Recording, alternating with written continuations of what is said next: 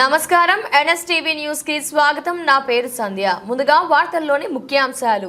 పేరుకి ప్రజా సమస్యల పరిష్కార వేదిక, వాస్తవానికి శూన్యంగా revenue clinic. Jammalamadugu RDO Saisri ఆధ్వర్యంలో కొండాపురం మండలంలో నిర్వహించిన రెవెన్యూ క్లినిక్ ప్రజా సమస్యల పరిష్కార వేదికగా ప్రకటించినప్పటికీ వాస్తవానికి సమస్యల పరిష్కారంలో శూన్యంగా మిగిలిందని ప్రజలు ఆవేదన వ్యక్తం చేస్తున్నారు. ముఖ్యంగా గండికోట ప్రాంతానికి సంబంధించిన రెవెన్యూ సమస్యలు ఇంకా పరిష్కారం కాకపోవడంతో స్థానికులు తీవ్ర అసంతృప్తి వ్యక్తం చేస్తున్నారు. ప్రజల సమస్యలు వినిపించినప్పటికీ వాటి పరిష్కారానికి స్పష్టమైన చర్యలు కనిపించకపోవడం పట్ల బాధితులు నిర్లక్ష్యం కొనసాగుతుందని ఆరోపిస్తున్నారు.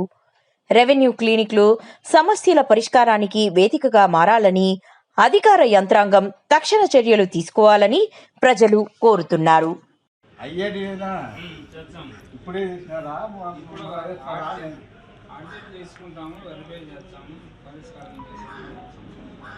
వాళ్ళు అడుగుతారు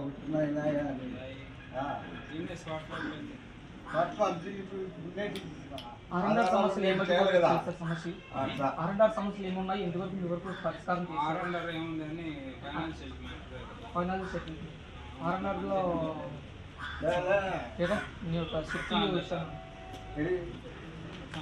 ఫ్లాట్లు మార్పులు ఉన్నాయి, ఇంకా డబ్బుల సమస్య ఉన్నాయి,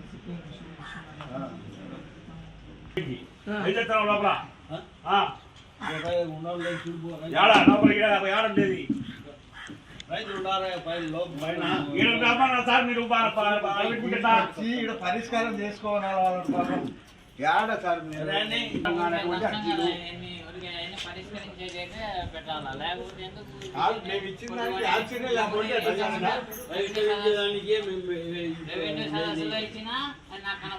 లేదంటే ఇప్పుడు ఇచ్చి ఇప్పుడు 1 గంటకి ఇచ్చి మాకే వాళ్ళకి పలుకుతారని మీరు చెప్పు.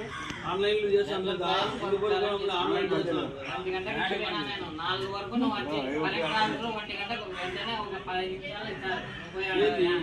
అర్జీ నమోదు చేసాను. ఈ ఆన్లైన్ అది రాలే యాప్ రావాలి కదా. 1 గంటకి ఇచ్చినా నువ్వే చెప్పు. 1 గంటకి ఇచ్చిపోయినా నేను సర్వర్ ప్రాబ్లం ఉందని వాళ్ళు 1 గంటకి ఇచ్చినాము. 4 గంటలు కొట్టాలి నీకు అర్జీకి. కొట్టేదానికి అర్జీకి నాకు కలెక్టర్ చేసి అడుగుతాను. నాకు మేడం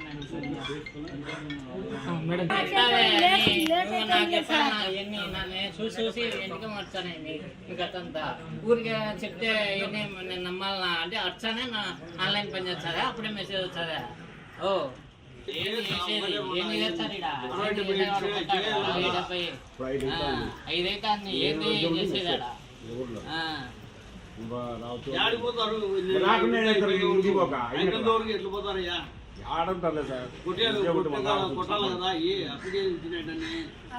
మెసేజ్ ఏంది కొట్టేది మీరు? ఇలాంటివన్నీ ఇంకా 10 మంది కొట్టలేకున్నారు.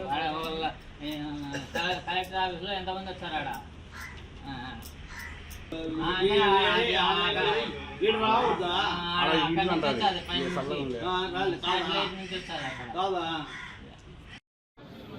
మేడం గారు వస్తారని ఎంతోమంది వచ్చి చూసి రాక నిరాశతో వెళ్ళిపోయినారు. ఎందుకు రాలేదో మనకే తెలియదు. 3లో దళితులు ఉపాధి లేక